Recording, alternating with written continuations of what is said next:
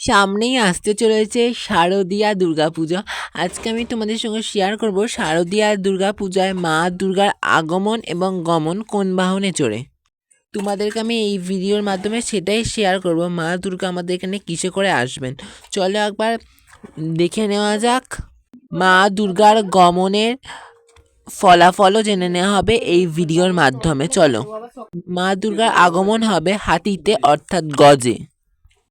এর ফল হবে শস্যপূর্ণ ও বসুন্ধরা, এবং মা দুর্গার গমন হবে দোলায়।